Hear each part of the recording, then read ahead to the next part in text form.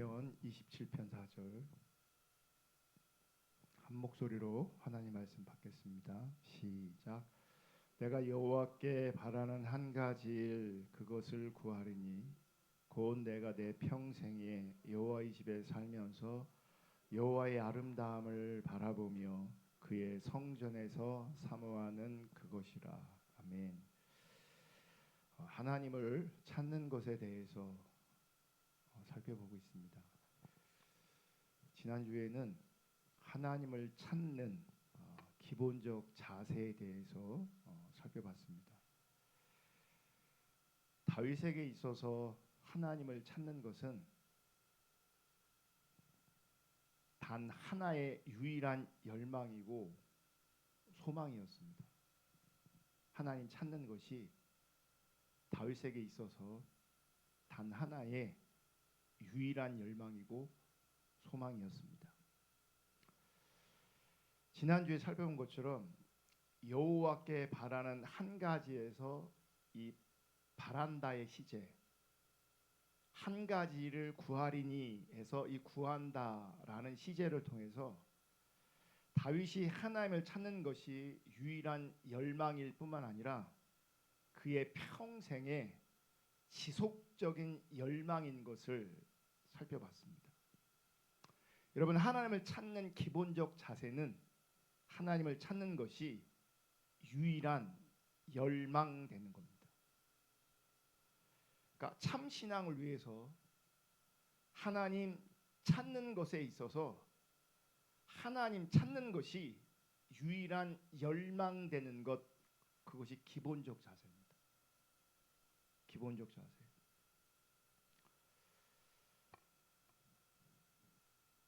또한 어제도 오늘도 내일도 또 과거에도 현재에도 미래에도 지속적으로 하나님을 찾는 것이 기본적 자세입니다. 그러니까 유일한 열망되는 것, 그리고 지속적으로 하나님을 찾는 것. 그러니까 한 가지 열망, 지속적인 열망, 그것이 기본적 자세입니다.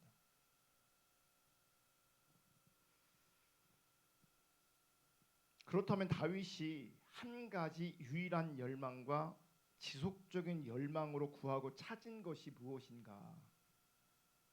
오늘 본문에 보면 내가 여호와께 바라는 한 가지 일 그것을 구하리니 곧 내가 내 평생에 여호와의 집에 살면서.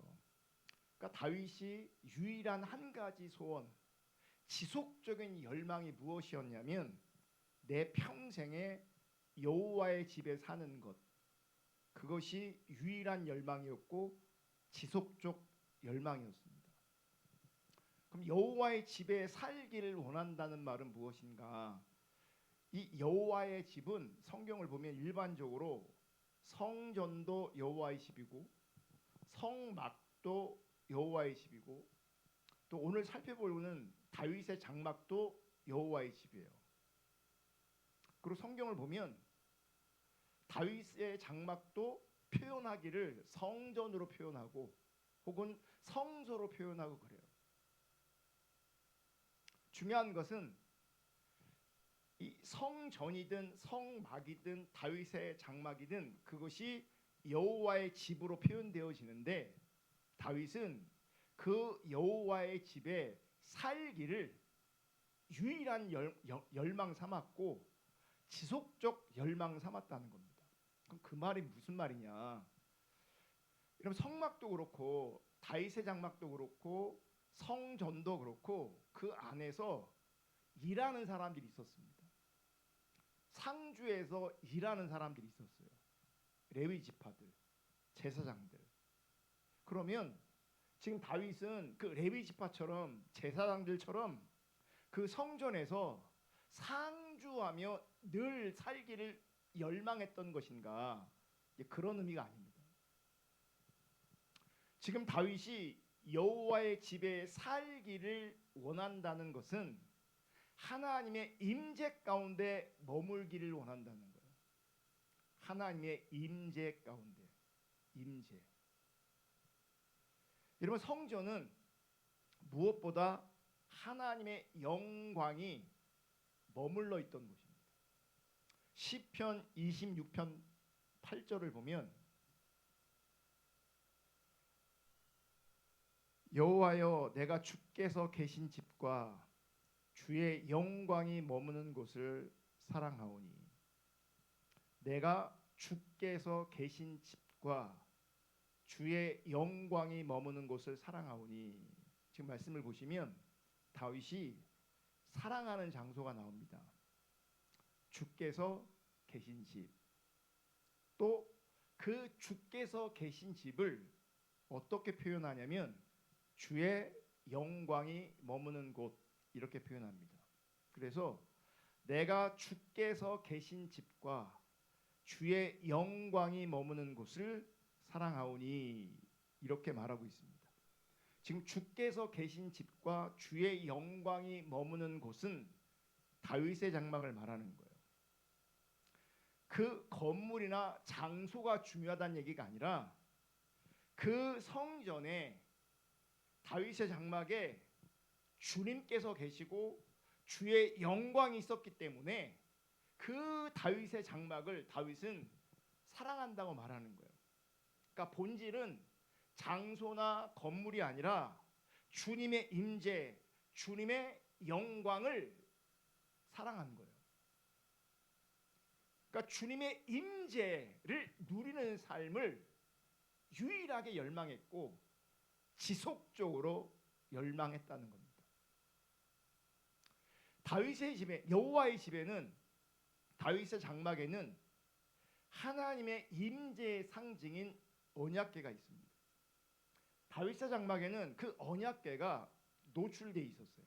그러니까 성막도 그렇고 솔로몬이 지은 성전도 그렇고 그때는 그러니까 언약궤가 지성소 안에 구별되어 있었어요.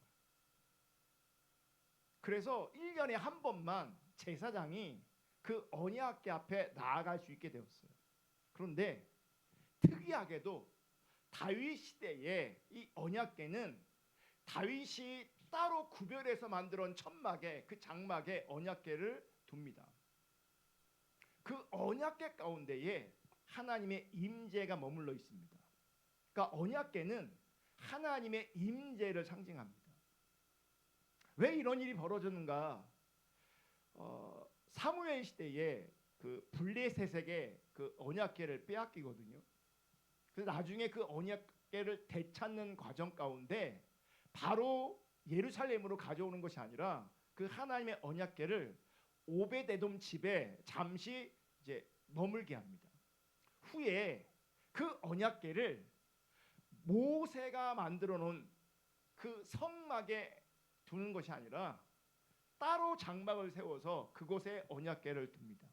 그래서 언약궤를 보관하고 있는 그 장막을 다윗의 장막이라고 우리가 부르는 겁니다. 다윗 시대에는 정확하게 성전은 없었습니다. 왜 없었냐면 솔로몬이 지었기 때문에 없었죠. 그러니까 그 시대에 뭐가 있었냐면 성막과 다윗의 장막이 있었습니다. 그런데 일반적으로 성막도 다윗의 장막도 앞으로 생길 성전도 여호와의 집으로 불리웠던 거죠. 그런데 지금 다윗의 시편에 나오는 그게 성전이든 성소든 여호와가 계신 곳이든 여호와의 영광이 머무는 곳이든 그건 다 뭘 말하냐면 언약궤가 있었던 다윗의 장막을 말하는 거예요. 그리고 그 다윗의 장막에 고라 자손을 세워서 늘 그 언약궤 앞에서 예배하게 했어요. 경배하게 했어요. 그러면서 지금 다윗은 언약궤가 있는 하나님의 영광과 하나님의 임재가 머무는 그곳에 가서 하나님을 찾고 하나님의 영광을 보았던 거고 그 하나님의 임재 안에 있었던 것을 갈망하고 열망하고 있는 거예요. 그것을 유일한 열망 삼았고 지속적인 열망 삼았다는 거죠. 그리고 다윗에게 있어서 이것은 중요한 게 아니라 본질적인 거였어요. 그러니까 여호와의 집에 하나님의 임재 가운데 머물고 싶다. 내 평생에. 두 번째로 보면 다윗이 그토록 열망하며 구했던 또 한 가지가 있습니다. 하나님의 아름다움을 바라보는 겁니다. 시편 27편 4절을 다시 볼게요. 내가 여호와께 바라는 한 가지 일 그것을 구하리니 내가 내 평생에 여호와의 집에 살면서 여호와의 아름다움을 바라보며. 이게 첫 번째 열망하고 구별되는 게 아니고요, 다 연결되는 거예요.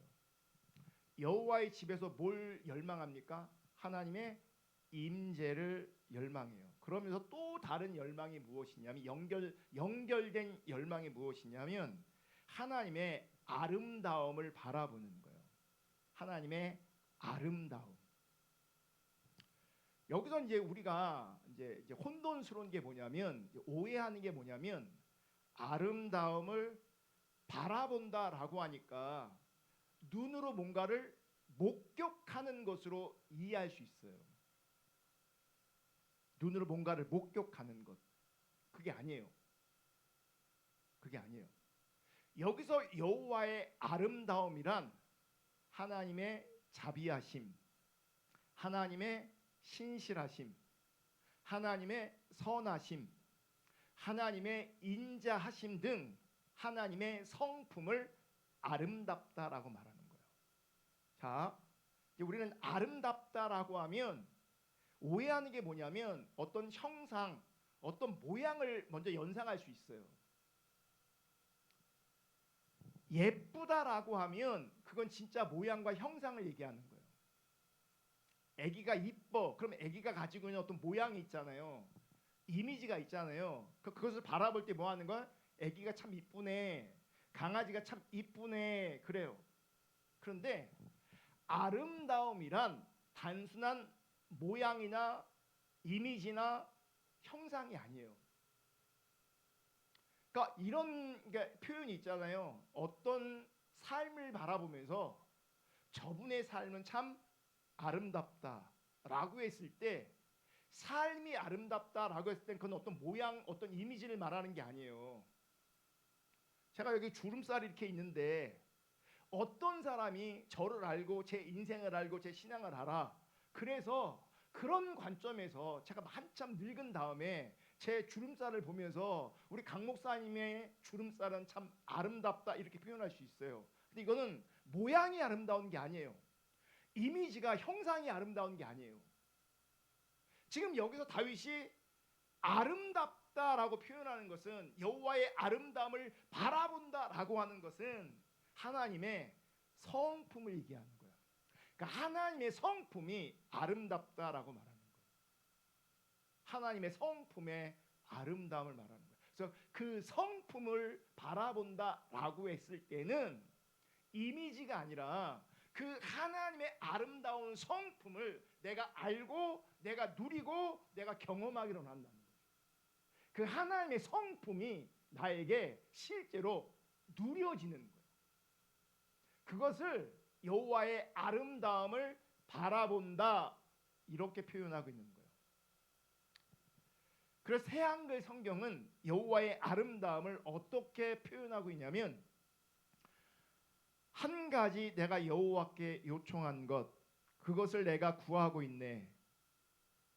내 삶의 모든 날에 여호와의 집에 머무는 것, 여호와의 친절을 겪어보는 것. 뭐예요? 여호와의 친절이라고 표현하고 있어요. 여호와의 친절. 친절이 뭐예요? 하나님의 성품.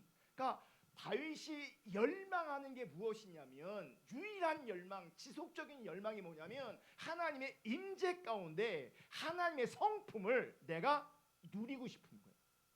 하나님의 성품을. 우리가 신앙의 본질을 하나님 아는 거라고 얘기하자. 아는 것.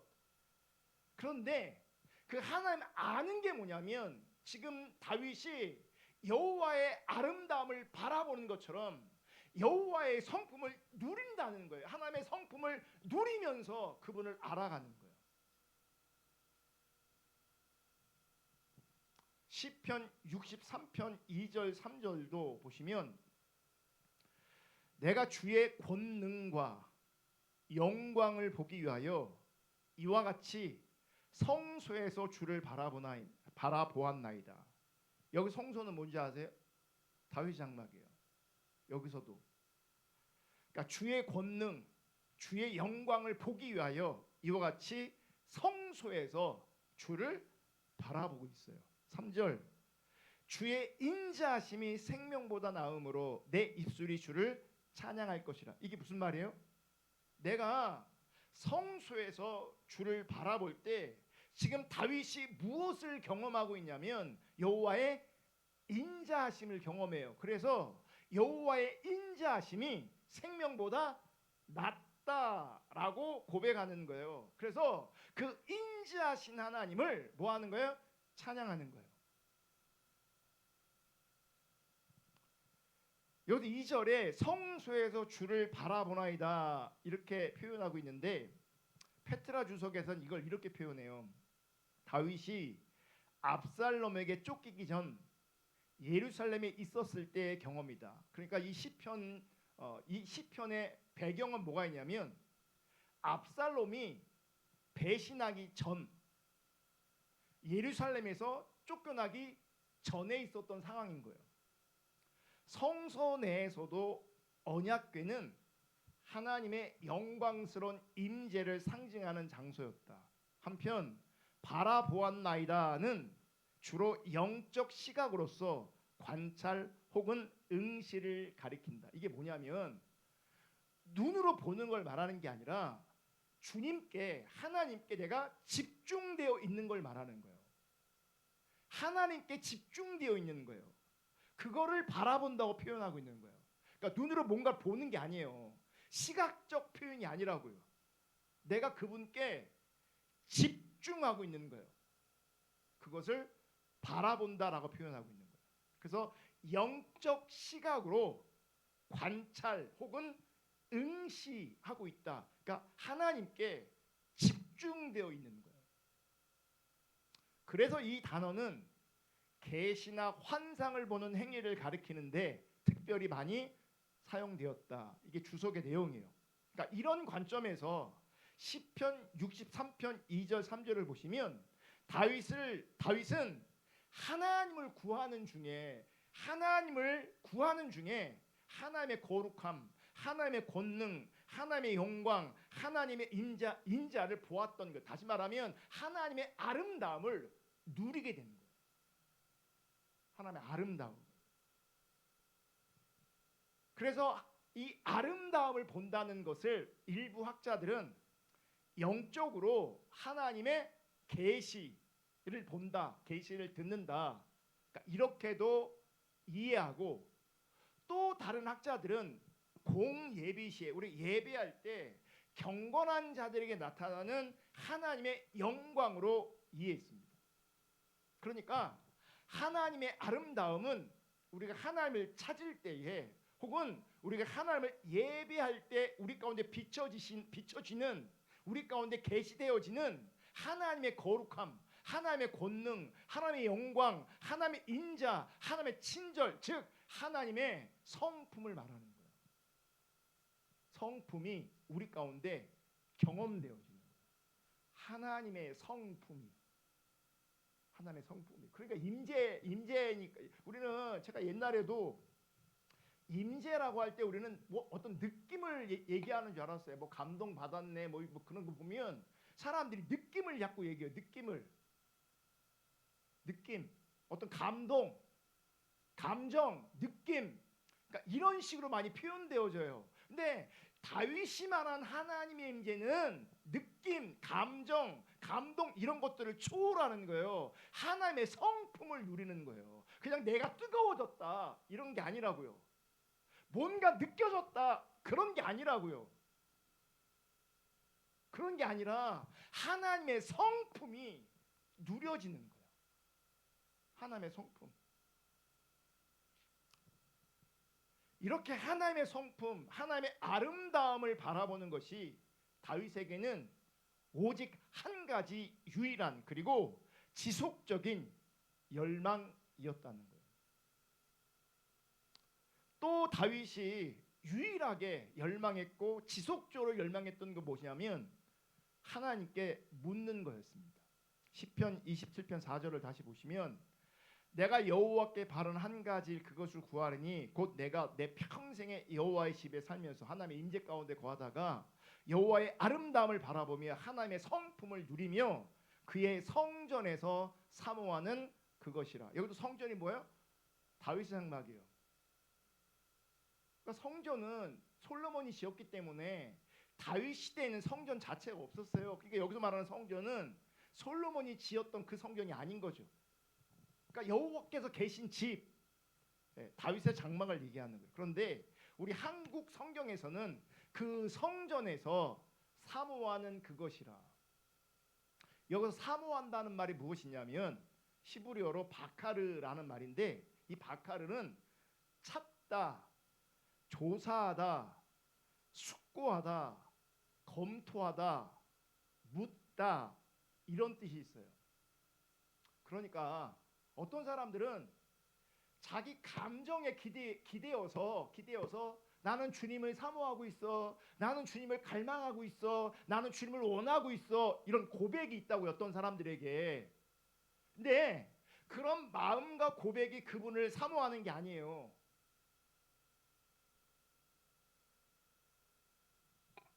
이 사모하다라는 말의 원뜻은 찾다, 조사하다, 숙고하다, 검토하다, 묻다 이런 뜻이에요. 내가 뭔가 막 갈망하고 있고 뭔가 사모하고 있고 원하고 있고 그런 감정을 말하는 게 아니에요. 이 바라크라는 말은 여러 영어 성경에서는 inquire 이렇게 표현하고 있어요. 무슨 말이냐면 여호와께 묻는다. 묻는다는 거예요. 그래서 그 의미를 가장 잘 살린 한글 성경이 뭐냐면 세번역이에요.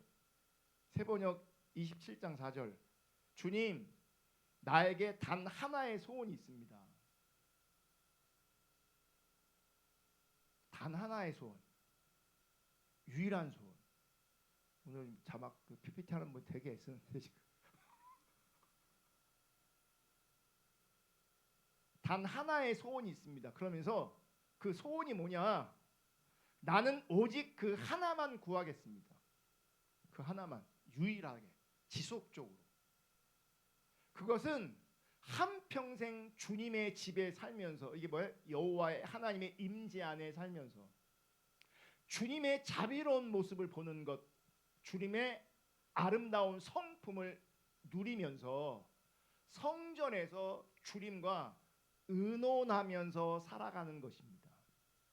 그러니까 성전에서 사모한다라고 하는 것을 어떻게 표현해요? 성전에서 의논하면서 내가 살아가겠습니다. 의논, 감정이 아니에요. 이거는 의논하며 살겠습니다.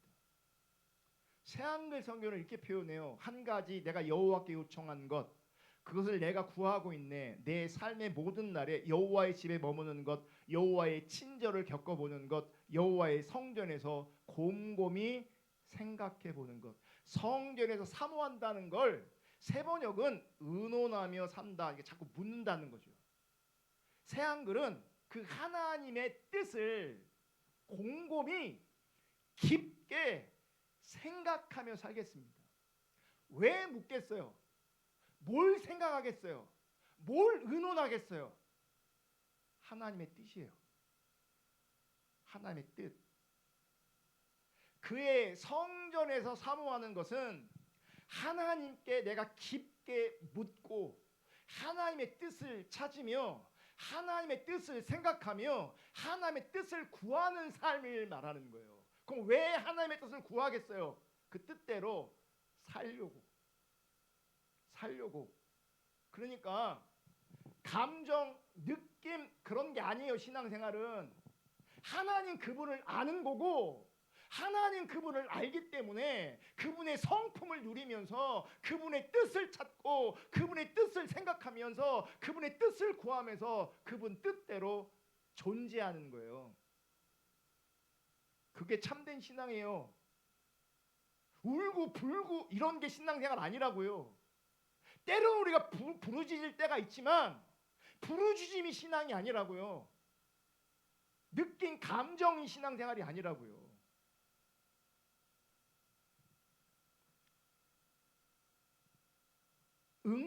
응답을 구하는 삶이 아니에요. 우리는 기도할 때 느낌을 구하고 감동을 구하고, 우리는 기도할 때 도움을 구하고 응답을 구해요. 그게 아니라고요. 지금 다윗은 하나님의 임재 가운데 하나님의 아름다움을 보기 위해 간절히 사모하고 열망했습니다. 더 나아가 다윗은 무엇보다 하나님을 사랑했고 하나님의 뜻 가운데 거하기를 원했기 때문에 하나님 앞에 나아가서 하나님의 뜻을 묻고 하나님의 길을 물었습니다. 하나님의 인도하심을 묻고 하나님의 지시를 기다렸습니다. 그게 세번역에서는 의논하며 산다라고 표현합니다. 주님과 의논하는 거예요. 주님의 뜻을 구하고 어떻게 살까요? 어떻게 말할까요? 어떻게 할까요? 주님의 뜻이 뭡니까? 묻고 하나님의 뜻을 발견하여 순종하는 거라고. 여러분, 인간이 타락하면 나타나는 현상 중에 하나가 뭐냐면 하나님 찾지 않는 겁니다. 기도하지 않는 겁니다. 여기서 기도하지 않는다는 것은 기도에 행위가 없다 이 말이 아니에요. 이사야 1장 15절 보시면 너희가 손을 펼 때에 내가 내 눈을 너희에게서 가리고 너희가 많이 기도할지라도 내가 듣지 아니하리니. 여러분, 이사야 시대는 하나님 관점에 타락한 시대였습니다. 그들이 기도를 많이 했습니다. 근데 하나님께서 그 기도를 듣지 않습니다. 자, 우리가 여기서 알 수 있는 것은 기도를 많이 해도 하나님이 그 기도를 듣지 않을 수 있고, 기도를 많이 해도 하나님이 듣지 않는 기도라면 그것은 기도가 아닙니다. 본인은 기도라는 행위를 했기 때문에 기도라고 여길지 모르겠지만 하나님 관점에 기도라는 그 행위가 기도로 인정되지 않습니다. 왠지 아세요? 기도의 본질은 하나님께 묻는 겁니다. 기도해야 돼 라고 했을 때 많은 사람들은요, 기도를 통해서 도움받고 기도를 통해서 응답받기로 해요. 기도를 통해서 내 뜻이 이루어지기로 해요. 그건 기도의 본질이 아니에요. 기도의 참된 본질은 묻는 거예요. 뭘 묻습니까? 하나님의 뜻을, 하나님의 길을, 하나님의 목적을 묻는 겁니다. 그게 하나님을 사모하는 겁니다. 그게 내 감정이 하나님을 사모하는 게 아니라 그분께 그분의 뜻을 묻는 게 그분을 진짜 사모하는 거라고요. 타락한 시대의 특징이 뭔지 압니까? 기도라는 행위가 있을지라도 하나님께 묻지 않는다는 거예요. 하나님의 뜻을 구하지 않는다는 거예요. 보세요. 하나님께 묻지 않고 하나님의 뜻을 구하는 건 아닌데 기도라는 행위는 많이 나타나요. 왜 기도할까? 자신을 위해 기도하는 거예요. 응답을 구하는 거라고요. 그게 손을 구하는 거라고요. 거짓신앙이라고요. 우리가 기도할 때 그게 육신적인 것이든 세상적인 것이든 어떤 것이든 이거 해주세요, 저거 해주세요, 그렇게만 기도하고 있다면, 내 입장에서 뭔가를 그렇게만 기도하고 있다면 그건 기도가 아니에요. 물어야 된다고요. 이 상황에, 이 문제 속에, 이 관계 속에 하나님의 뜻이 뭡니까? 그게 기도라고요. 그게 하나님을 찾는 거라고요. 그 제가 언젠가 얘기했잖아요. 신방 기도는 기도가 아니라고. 여기부터 쭉 돌아 신방을. 세계를 위해 기도하고 대한민국을 위해 기도하고 이 사람 저 사람 위해 기도해. 여기도 기도하고 저기도 기도하고 막 기도해. 우린 그걸 기도라고 생각한다고요. 물어야 된다고요. 하나님의 뜻을 찾아야 된다고요. 그게 하나님을 사랑하는 거고 그게 하나님을 사모하는 거예요. 아멘. 여러분 한때 쓰임 받았지만 결국 하나님께 버림받았던 사람이 있어요. 누구예요? 사울이에요. 왜 버림받았는가? 사울은요 하나님께 묻지 않았어요. 역대상 10장 14절 여호와께 묻지 아니하였으므로 여호와께서 그를 죽이시고 이 나라를 이새의 아들 다윗에게 넘겨 주셨더라. 여호와께 묻지 않았어요. 이 말이 뭐겠어요? 사울은요 하나님을 찾지 않았어요.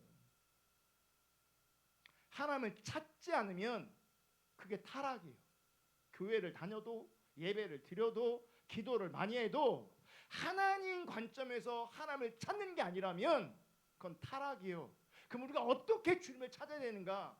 다윗처럼 이렇게 주님을 찾아야 되는 거예요. 다윗처럼 내가 주님을 찾는 게 아니라면 우리의 신앙도 문제가 심각한 거예요. 제가 요즘 계속 설교를 준비하면 힘이 빠져요. 가슴이 철렁철렁 내려앉아요. 그러니까 준비하면서 어떤 마음이 쑥쑥 들어와요.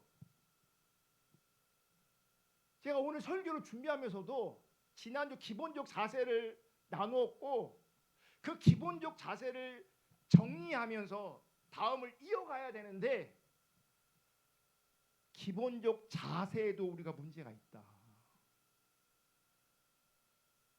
유일한 열망이에요, 하나님이? 지속적 열망이에요, 하나님이?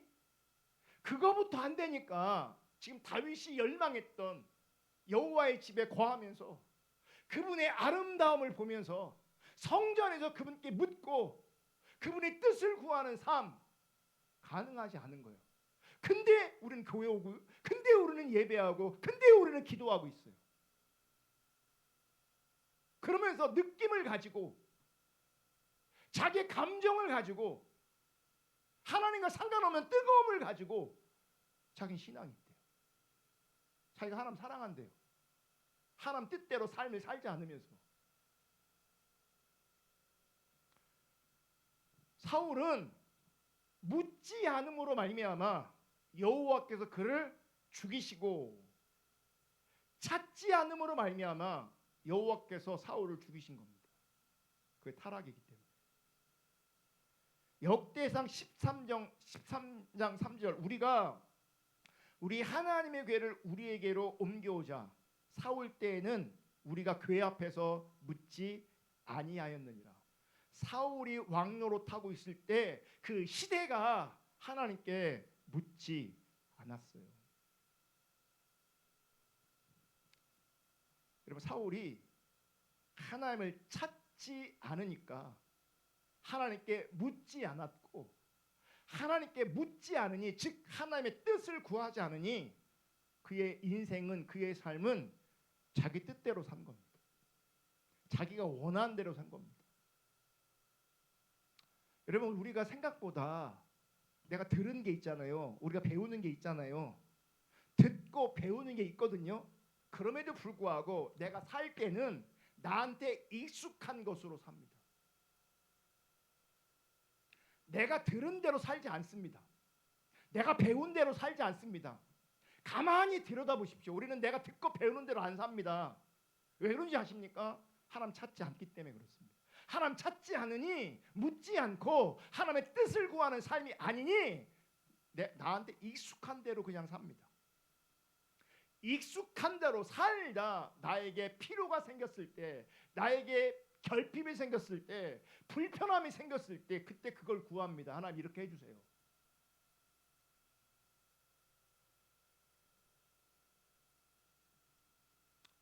하나님께 묻는다는 이 바카르 이 말은 단순히 하나님의 뜻을 알기 위해서 하나님 앞에 나아가 그분께 묻고 하나님 앞에서 그분의 인도하심을 잠잠히 기다리는 것이지만 이 바카르는 그 이상이에요. 그러니까 어떤 사람들은 하나님의 뜻을 구하라니까 가만히 이렇게 하나님 당신의 뜻은 뭡니까?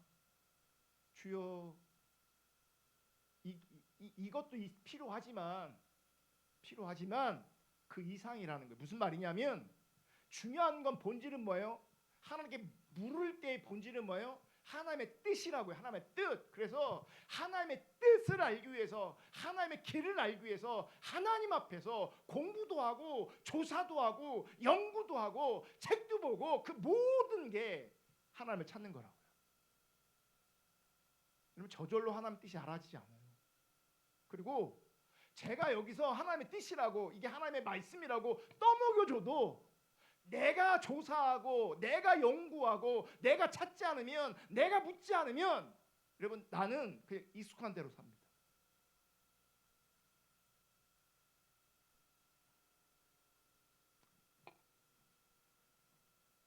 마지막으로 시편 27편 4절의 말씀을 우리 다 같이 읽고 그 의미를 정말 마음에 새기면서 마치려고 하는데, 지금 다윗의 이 고백이 우리 모두에게 정말 무거운 고백 될 수 있기를 주님의 이름으로 축복합니다.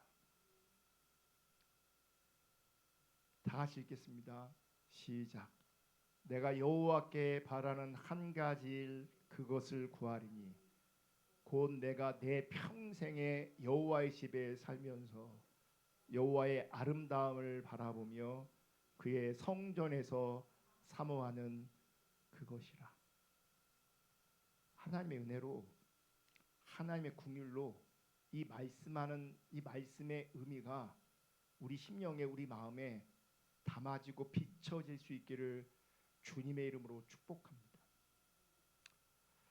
우리 말씀 생각하면서 우리가 기도하기로 하는데, 다시금 저를 돌아보고 우리를 돌아보니 여러분, 우리가 하나님 찾은 게 아닐 수도 있겠다라는 생각이 듭니다. 하나님을 찾는 모양이 있었을지 모르겠지만 우리가 하나님을 찾지 않았습니다. 그것 때문에 우리가 안 변하고 있는 거예요. 이게 저를 몹시도 힘들게 하고 괴롭게 하고 어렵게 합니다. 정말 다시금 말씀 생각하면서 먼저 하나님 찾지 않은 것에 대해서 우리가 고민하고 주의 은혜를 구하기로 합니다. 그리고 회개하고 결단하고, 이 시간도 정말 주님께 묻는 시간, 주님을 찾는 시간 될 수 있기를 축복합니다. 내가 원하는 바 나여라 하고 돌아가는 게 아니라 짧은 시간일지라도 깊게 여호와를 찾는 시간 될 수 있기를 축복하고, 그래서 여호와의 임재를 회복하고 하나님의 성품을 누리고, 하나님의 성품을 누리는 그 자리에서 내 뜻이 아니라 하나님의 뜻을 구하는, 그리고 하나님의 뜻을 따라가는, 그렇게 존재하는 그런 삶을 열망하여 주 앞에 은혜를 구하기로 합니다. 우리 다 같이 기도하고 기도하겠습니다.